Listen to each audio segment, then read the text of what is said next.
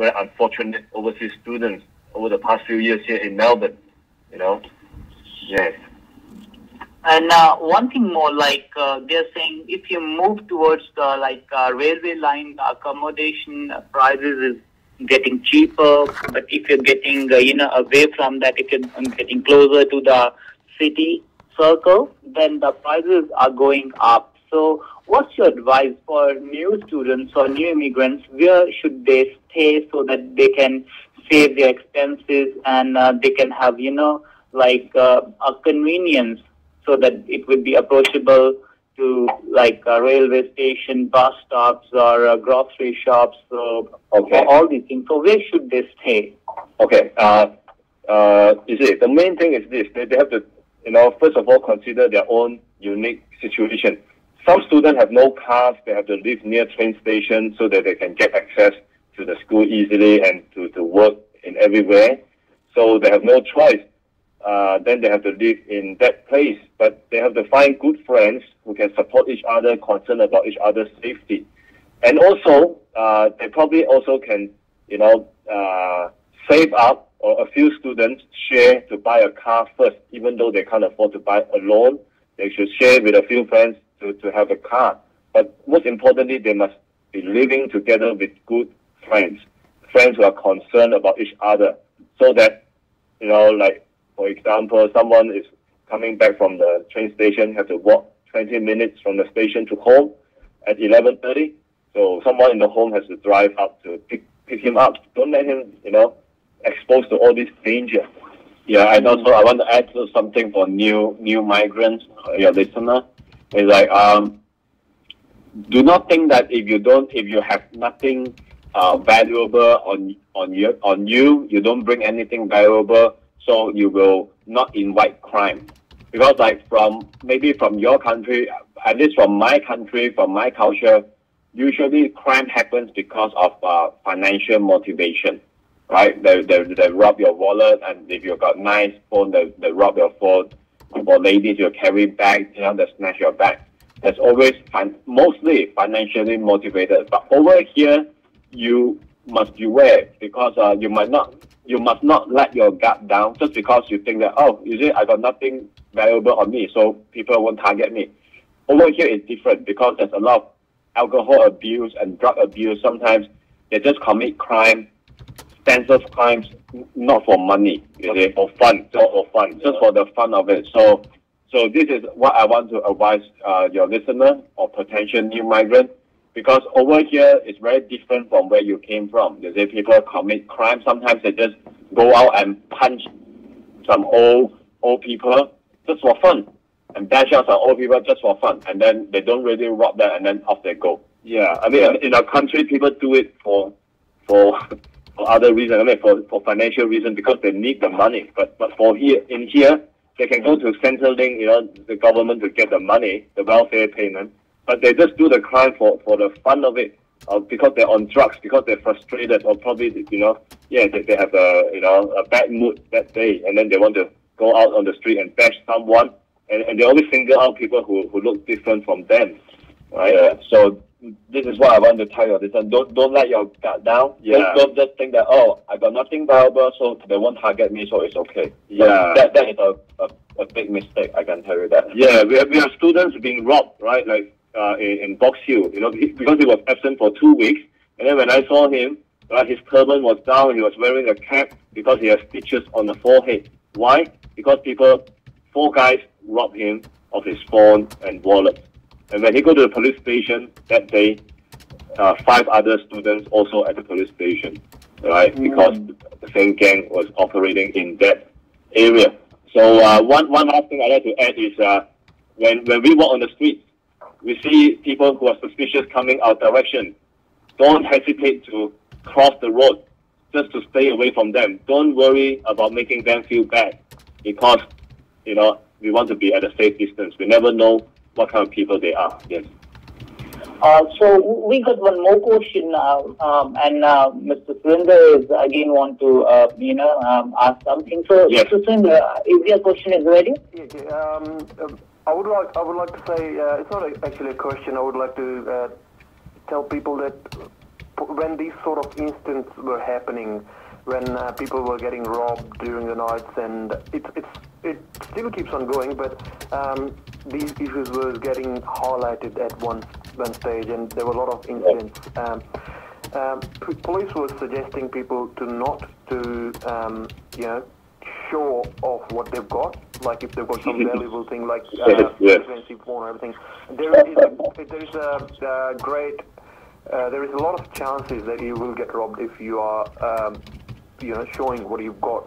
And secondly, a lot of immigrant people, they got an inferiority complex. They think that they are not equal to all these people, and they just sit in a corner, and they will just sit like, they don't even communicate with people. So that sort of attitude also brings up the problems, indirectly or directly. Do you agree with me, gentlemen? Yeah, basically, I definitely agree with you. Like especially, you say some immigrants that keep themselves like in a corner, because like sometimes like this is their culture, is it? It is. I mean, like, yeah, it's part of the culture. Sometimes, but when we come here, we have to sort of integrate with. You don't have to totally indulge in Australian culture, but still you have to accept some of their good virtues, and they will also accept your good virtues, and also you have to sort of communicate. Or you have to to get rid of your problems. You have to do something, and being able to communicate, and that's also a good thing, because if you are in an English-speaking country, you have to practice English as much as you can, and that's a good chance for you too. Yes, we absolutely agree on that too. It's no good like keeping everything to ourselves, even though it's a culture, but at least maybe make an effort to assimilate and talk to these people. Yeah, no problem with that. That's why we also encourage readers to do that, or some students. Not join the club and all that. Yeah. You touched that's what I was gonna go ask, the clubbing, because I come from Punjab, and in Punjabi culture we don't go to clubs and all these things. So Australian people blame that these people don't know how to socialize. So there are different ways to socialize, and clubbing is not the only way to socialize. So what ways you have used to socialize, or what, is clubbing part of your culture, or the cultures that you know closely? What do you say about that? Well, I mean, I totally agree with you, Surinder. Yes, like over here, when I say have a good time, I think most of the time they are having a good time involves alcohol. That's right. Involves clubbing, involves opposite sex, the sex appeal thing. Yes, I mean, it's different from our culture. When we say having a good time, basically, a lot of maybe relatives visiting each other, or close friends going to a house, to have a feast and talk without all the alcohol and things like that. Yeah, I mean, I do agree from your point of view over there. So, yeah, sometimes it's the way they socialize is very different, and talking about this topic, the way they treat a friend is also very different from the way we treat a friend. That's right, absolutely. Yeah. Because in Asian sort of cultures, friend is like highly respected, and you can sacrifice yourself from friend. Whereas there's no personal life between. You can't say that's my personal thing to your friend. It's all. Yeah, that's right. Yeah, that's right. Exactly. But over here, it's a bit different. I mean, I'm not saying that it's a bad or good thing, but I'm just highlighting to your listener that there's a difference, because they respect a lot of personal space. So a friend in our culture is very different from how a friend behaves in their culture. To give you an example, I have noticed that like when I was in uni, I live in the accommodation on campus, so we have a lot of Australians. So and I know when I get over here, sometimes on Friday night, they say have a good time, that means going clubbing. Yeah, I mean, I join them. So I realized one thing which is very different. Say, for example, if like 6 of us going out together, in my culture, in Asian culture, I'm pretty sure in your culture as well, we expect six of us, if we go out together, we expect six of us to come back together. Am I right? That's right. It's very normal. Like, yeah, we go out, six of us go out together, so six friends come back together. So we will wait for each other and things like that, so everyone could come back at the same time. Yeah. But over here, it's very normal that six of them they go out. So when they come back, it's like you are on your own. Yes. You are on your own. If you've got something to do, you can leave early without saying anything. Or if you meet up you have meet up a friend or you pick up some girls, say for example. So you just you go with them. You forget about your friends. And to them, you don't even bother to call them or message them. Exactly. Yeah, about their safety. They don't even care about each other's safety. Yeah, and then it's like very normal. And then they won't feel offended. That's how you treat a friend. Like and if we happen to us, we will be very offended, right? I mean, like this friend, I'm not supposed to do that, brother, or things like that, right? So yeah, so that is one thing we should be aware of. You see, so when we say friend, they have different meaning or behavior. So that is very that's why we got to highlight. Yeah, that's right. So it was a very good discussion. So thank you, Sridhar, for asking her from your own experience. Because when we are going to new school, new uni, so for first 2 weeks or for first couple of weeks, we experiencing it's a different environment.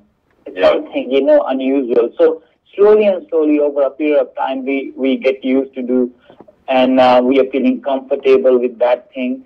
So all these things, and we all got a different culture. So for immigrants especially, like that is a really big concern.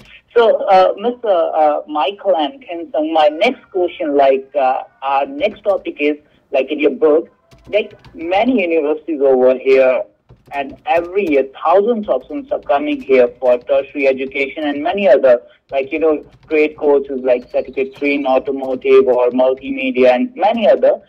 So can you elaborate how good is Australian education for our children over here? Because people thinking, in abroad, he's going to, abroad for higher education. So yes, okay. So right. How good education we got? I'd like to add up a question with Amritpal. Sorry, to interrupt you guys. You've touched a really good question, Amritpal. I've been an international student, and have you covered the aspects in your book about Australia, not only the Australian education, but education outside Australia? Because I chose Australia and I've studied in Australia, and I've found it absolutely great. They deliver quality education. So do you want to touch on the education delivered out of Australia, like in United States or in Canada or in UK? A lot of people are going there to study. So how can you compare education in Australia to all these countries? Okay, all right. The thing is this. A lot of students that come to Australia for education with a view of getting a permanent resident, which is, make absolutely good sense. But if they just come in here for the quality of education, the answer is yes and no. Right? The answer to the question, is the Australian education good? The answer is yes and no. If you just come here for the education, some courses, I can tell you, medicine or technology, engineering, IT. I mean, IIT in India, right, is way ahead of Australian, leading universities. Okay. Because I mean, the way they deliver, I've found it. I've studied nursing, and the way they deliver the modes they choose, like they use video, they use audio, it's very flexible and you can learn easily. Whereas I've studied in Indian education system. I haven't been to IIT, but I've studied I've done a bachelor's degree, and I haven't really found that education system anywhere near to Australian system, because they've got education system which was designed maybe 30, 40 years ago, and they haven't changed anything in it. They just keep on adding, making it harder and harder, even to the school-going children in India. All right, I see. There's a lot of burden on them. They don't have four-directional growth. They've got only one focus on only academics. So from that perspective, I just want to ask you that, you've compared very good to India. What do you say about other countries? Have you Okay. All right. Yes. Thanks for that question, Surinder. Personally, I have joined a few conferences because I joined the Australian New Zealand Academy of Management. So where all the management teachers will meet up and present their conference papers, some of them leading to PhD, some of them postdoctoral degrees. So I realized that comparing to other countries, yes, sometimes we have overseas professors and scholars from America and from Hong Kong and from UK, and from Taiwan as well. India also. I find that Australia will probably be ranked number three. Okay. In terms of research and development, in terms of the academic standard. As far as my field is concerned, my field was management, business strategy, and marketing. This area, I think that the research standard probably in America is a bit higher. It's a bit higher than Australia. Yeah. Okay. So one more thing, Michael and Ken Soong, because behind the success, we always have a mentor. So for the success of this book, who are the people those motivated you, or they said, okay, go for it? And would you like to give the contribution, or would like to mention few names, like those who have participated and help you for the completion of this project? Okay, sure. Of course, first of all, we are very grateful of our family and our mom, right, my mother, right? Of course, everybody in the family, but we want to single out our mom as a very good mentor for us and very good, very good friend of us as well. She's just sitting next to us at the moment in this radio show. That's great. So we want to dedicate this success, if you like to call it, to her. Yeah. And of course, in the book also we mentioned about our grandmother, right? The book that we want to dedicate to, but she already passed away in 1994. But she's a very courageous woman. Yeah, I mean, she was born in a time, a lot of upheaval. Went to Myanmar, from China went to Myanmar, from Myanmar went to Malaysia, and went through the World War II, right? World War II when the Japanese occupation happened, and yeah, that's right. So you both of you are really very fortunate, and you have learned, over a period of time, such a great thing, and it's an honor, to talk with you, to conversate with you. So before, concluding, just give us a listener brief idea about the book, from where they can get the book, how much it costs, and if they want to go it online. So just give us a brief information about that. Yes. The book is available on bookshop, it's all in Malaysia. They're on the shelf across Malaysia and Singapore. But they can go to online bookstore of that company. It's called www.mphonline, ONLINE, right? mphonline.com.my. And they can type in the word Ken Soong or Michael Soong, and the title of the book is called Migrating to Australia, Good Meh, M-E-H, with a one question mark, because the meh is actually our Malaysian English slang. Yeah, it's like how good it is to migrate to Australia. So we talk about good and bad, not just the good things, because a lot of people, they only like to tell you the good story when they go back to their country for holiday. They say Australia is heaven on earth. But there's also another side, so we want to provide a more balanced view. www.mphonline.com.my. And the price of the book, of course, was quoted in Malaysian ringgit, 25 ringgit, which is actually less than $10 per book. Of course, add a bit of shipment and all that, and they can get the book. And also, they can all join us in Australia Good Meh on Facebook, right? Just type Australia Good Meh, go to Facebook, and then we can join as friends, and we will update everybody about our current project we're doing, because a lot of foreign migrants coming to Australia, they want to start their business, they're ambitious. That is what exactly we are doing this time. We're going to interview a lot of entrepreneurs from all across the world who are doing it, succeeding in Australia as we speak. One of them is Mr. Chetan Saribrahma, which I will introduce to you for a later date. Yes, a very inspiring young man. Yes. So it's a pleasure to talk with you, and may God give you lots of success, blessing, and wish you all the best for your new project. And we look forward for your now your guests, and hopefully in future we'll work on some new shows, and we always look forward for your next visit. And from the bottom of my heart, on behalf of my whole team of Qaumi Awaaz and from all the listeners from all around the world, so our best wishes. So thank you very much for coming on our show. So now I speak in my own language. So दोस्तों थोनों सादा program interview किमें दी लगी? Thank you very much. Thank you. So just before going, Mr. Michael, any message for our listeners? Anything you want to say? Yeah, I mean, it's an honor for us to appear in your show. With such a wonderful host, Mr. Amritpal and Mr. Surinder. So, I mean, may God bless all your listeners. And also, we want to wish them all the best if they choose to live in this country.